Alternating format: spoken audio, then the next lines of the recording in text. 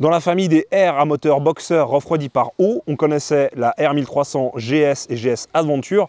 Maintenant, il y a 3 membres de plus à la famille, dont la R1300R qui est derrière moi, la 1300 RS et également la 1300 RT. Je vais vous résumer tout ça tout de suite après le générique.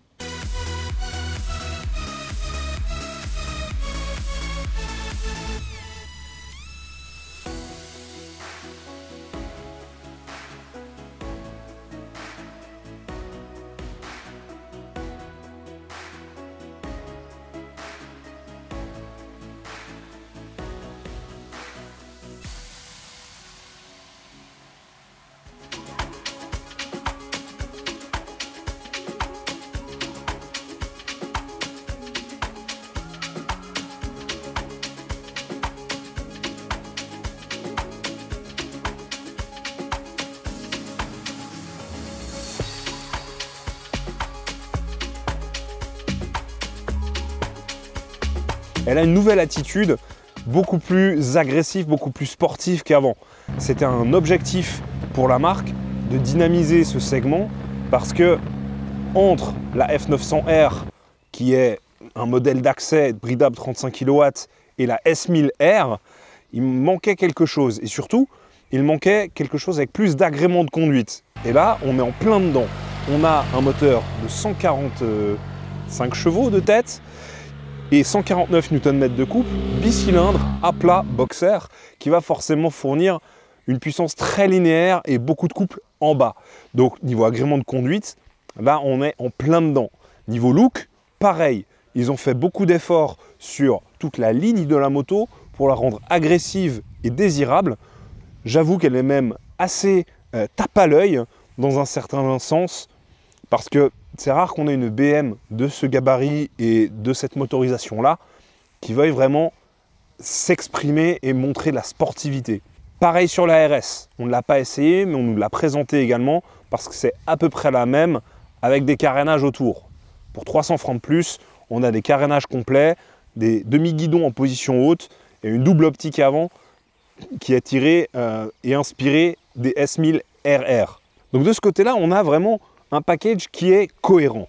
On est allé vers la sportivité, on a un guidon qui est plus en avant, plus large, plus ouvert, des cale-pieds plus reculés, plus en hauteur.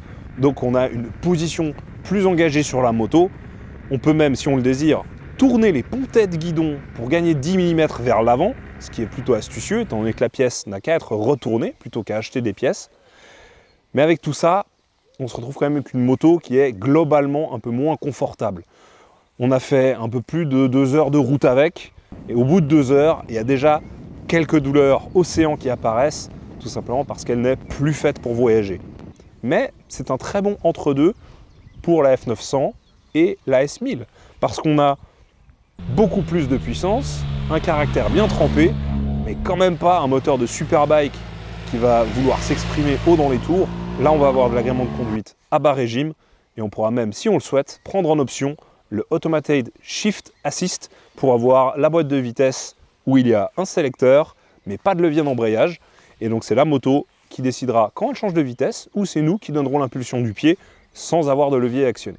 Elle existe en 3 couleurs, dont la version triple black, encore plus black, grâce à un collecteur d'échappement et un silencieux chromé sombre. C'est une nouveauté chez BM.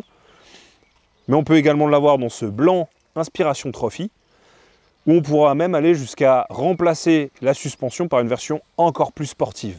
Car il y a 3 versions de suspension. Le Dynamic ESA de base, dans ce cas-là, c'est BMW qui a le contrôle sur les settings de suspension. On pourra simplement choisir entre différents settings. Puis il y a le DSA, qu'il ne faut pas confondre. Et enfin, il y a cette version un peu plus sport, avec la fourche dorée qui n'existe que sur cette version blanche, et 10 mm de hauteur supplémentaire pour avoir une moto encore plus maniable. Donc entre le Dynamic ESA et DSA, il faut savoir qu'on aura via le tableau de bord accès à des clics de suspension entre plus 2 et moins 2 pour faire des ajustements sans outils directement via le tableau de bord. Détail supplémentaire sur la suspension, il y a un système hydraulique qui permet de simuler un changement de ratio de ressort. Normalement, un ressort se comprime d'une certaine longueur grâce à une force, et on ne peut pas changer le ratio d'un ressort comme ça, il faudrait changer de ressort. BMW est venu à une solution grâce à l'hydraulique pour pouvoir modifier le spring rate et ainsi, grâce à une résistance hydraulique supplémentaire au ressort, on va simuler une résistance supplémentaire au ressort sans toucher à la précharge. Ça, c'est particulier à la nouvelle R et RS. Côté look, on a cette moto avec pas mal de pièces parce qu'elle est avec la finition sportive, dont les rétroviseurs en bout de guidon, le capot de selle et les repose-pieds usinés. On peut également choisir la version 719 avec encore plus de pièces haut de gamme pour souligner le look de cette moto. Moi, j'ai beaucoup aimé son comportement. Sachez qu'elle peut être livrée soit avec des pneus Dunlop, soit avec des pneus Bridgestone. On ne peut pas les choisir. C'est un hasard quand vous recevez la moto chez votre concessionnaire. Ce sont soit des Sportsmart 3, soit des T32. Les jantes, elles, existent en deux versions. Soit la version toute noire comme celle-ci, soit celle avec une partie usinée pour avoir un côté alu biton sur les jantes qui est plutôt avantageux. Cette moto, elle est disponible dès 16 400 francs, hors option évidemment. Si vous sélectionnez la RS, c'est 16 700. Elles sont déjà à l'essai chez vos revendeurs BMW.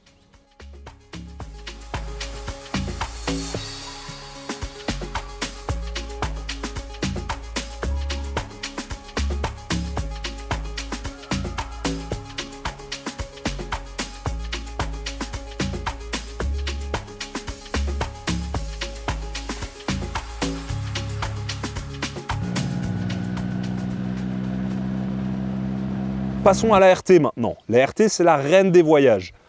Et c'est aussi la reine des engagements gouvernementaux. Sachez qu'un cinquième de la production de ces motos ira à un usage, typiquement police, gendarmerie.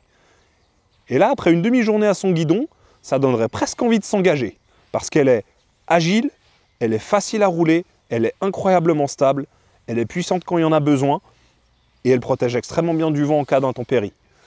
Donc là, on coche toutes les cases pour voyager loin et surtout, on a des options qui permettent de voyager le plus confortablement possible. Pensons d'abord à ceux qui pourraient ne pas vouloir venir avec vous lorsqu'on conduit cette moto, le passager. Eh bien, le passager est choyé jusqu'à avoir des poignées chauffantes à l'arrière et même un dosseret de top case également chauffant.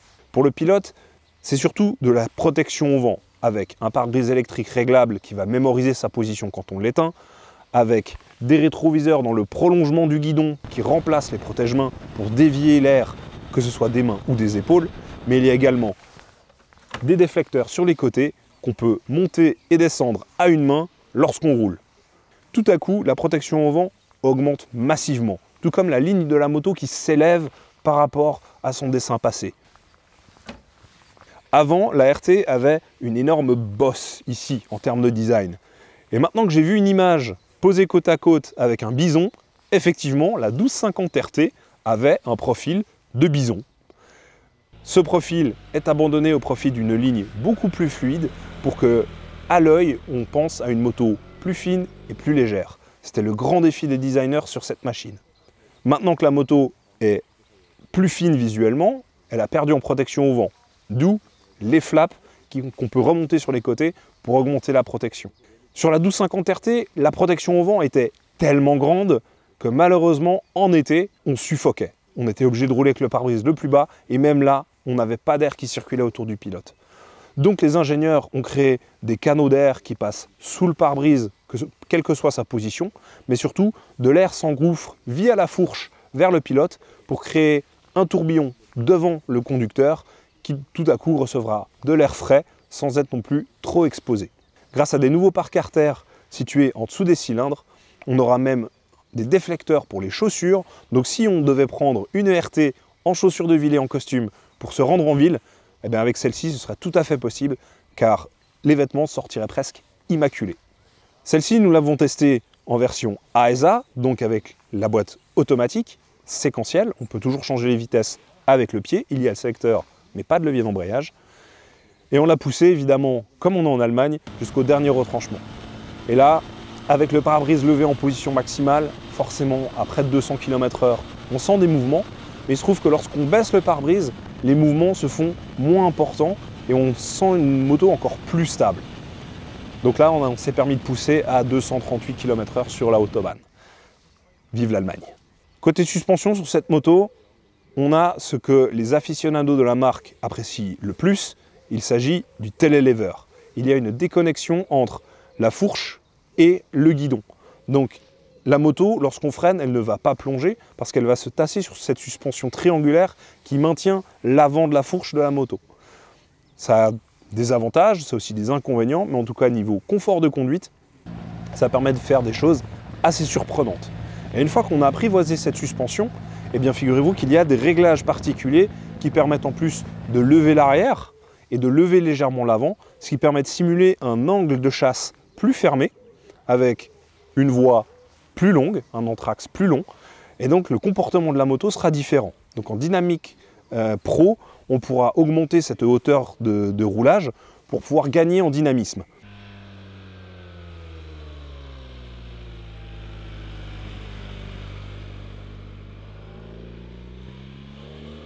Quand je vous dis que cette moto, elle est capable de tout faire, elle pourra vraiment tout faire. Même un comportement sportif sur route, c'est possible. D'accord? Elle a le look d'une déménageuse, il ne faut pas s'y fier. Si la police arrive à vous suivre, c'est qu'il y a une raison. C'est un outil de travail, autant que c'est une machine de plaisir et de voyage. Cette moto elle est disponible en 4 couleurs, dont ce bleu inspiration également Trophy, mais il y a la version 719 Camargue d'un vert, mais qui est très particulier et qui ressuscite certaines couleurs qu'il me semble avoir vues sur des R1100 RT à l'époque. Donc c'est quelque chose d'assez distingué. Il y a également le blanc, couleur de base, obligatoire pour pouvoir créer toutes les motos de gendarmerie, de police, etc. Et enfin, il y a la version triple black, qui est encore plus black, parce qu'il y a même le collecteur et le silencieux qui sont en chrome sombre, comme sur la R et la RS. Le prix de la RT démarre à 21 900 francs. Cependant, la facture grimpe avec la peinture, le pack confort qui contient entre autres les valises Vario, le pack dynamique pour avoir notamment l'ASA et le pack innovation pour avoir le phare pro. Ajoutez encore l'audio pro et la moto est déjà 10 000 francs plus chère. La référence des motos de tourisme a un prix. Cette RT, tout comme la R, elles sont déjà dans le réseau BMW suisse. Vous pouvez aller l'essayer chez votre revendeur. Je vous remercie d'avoir regardé cette vidéo. Je vous invite à vous abonner à la chaîne, à liker et à commenter si vous avez apprécié. Pensez à activer les notifications en cas de nouveaux contenus. Il y en aura d'autres prochainement. Pensez-y, sur le site, sur acilemoto.ch, vous pourrez retrouver l'essai écrit de ces deux motos tout à fait gratuitement. Et enfin, abonnez-vous à nos réseaux sociaux, notamment Instagram, où je réponds volontiers à vos questions lorsque je suis en déplacement. A très vite sur la chaîne pour de futurs essais.